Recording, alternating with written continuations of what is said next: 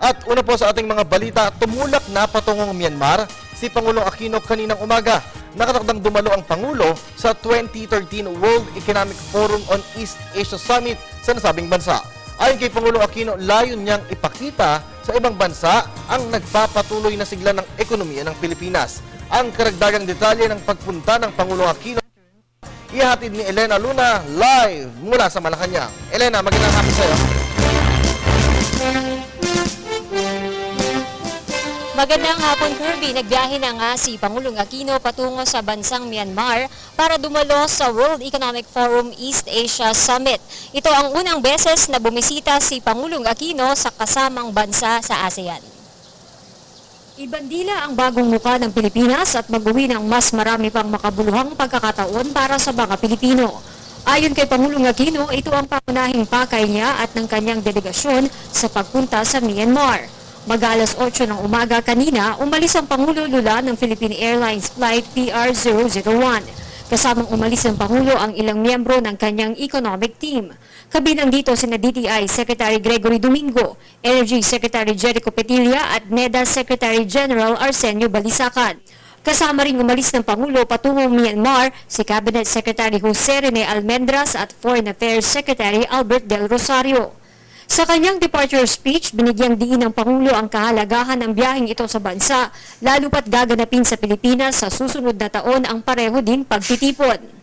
Kasama mga pinunot ng mumuhunan mula sa iba't ibang panig ng daigdig, layunin ng pagpupulong ang hindi lamang ugnayang pang-ekonomiya ng mga bansa, kundi maging ang kooperasyon at pagtutulungan sa iba't ibang panglarangan. Lalo pong nagiging makabuluhan ang pagdalo natin dito dahil nakatakdang ganapin ang World Economic Forum on East Asia 2014 dito po sa atin sa Pilipinas. Ibig sabihin, pagkakataon ito upang ipaalam ang kakaibang sigla na tinatamasa ng ating ekonomiya sa tuwid na landas. At ikayatin pa ang mga pinuno at negosante na huwag sayangin ang pagkakataong makasabay sa pagangat ng kinikilalang brightest spark ng Timog Silangang Asya, walang iba kundi ang minamahal natin Pilipinas.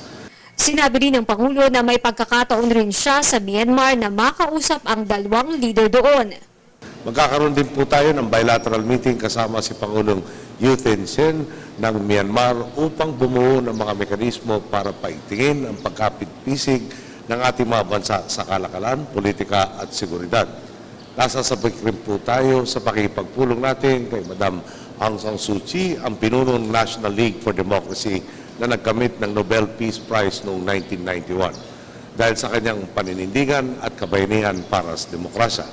Maasa po tayong magiging mabunga ang palitan ng mga ideya kasama ang mga nasabing pinuno upang pagmulan ng mga kasunduang patibay sa ugnayan at magdudulot ng kaunlaran sa ating mga bansa. Kasama rin sa pakay ng Pangulo doon ang manghikayat ng mga investor sa Pilipinas. Magiging mabilis lamang ang biyahe ni Pangulong Aquino sa Myanmar. Hating gabi mamaya, inaasahang nakauwi na siya sa Pilipinas. Agad din po tayo makakabalik mamayang gabi, bitbit ang mga positibong oportunidad mula sa Myanmar. Sa ganitong mga biyahe, hindi natin kailanman kinakalimutan ang pangunahing pakay namin bilang mga lingkod bayan. Ang mag-uwi ng mas marami pang makabuluhang pagkakataon para sa mga Pilipino at ang ibandila ang bagong muka ng Pilipinas. Isang bansang handang makipagbayanihan sa ibang nasyon tungo sa maliliwalas na ekonomiya at pagnanegosyo. Isang bansang tunay na nagniningning at tinitingala ng mundo. Ayon kay Executive Secretary Paquito Ochoa Jr., 6 na milyong piso ang inilaan ng gobyernong budget para sa biyaheng ito ni Pangulong Aquino. 57 ang kabuuang bilang ng delegasyon ni Pangulong Aquino patungong Myanmar at inaasahang babalik na sila mamayang hating gabi. At yan ang ating balita mula dito sa Malacanang. Sa tulong ng RTVM, ako si Elena Luna para sa Telebisyon ng Bayan.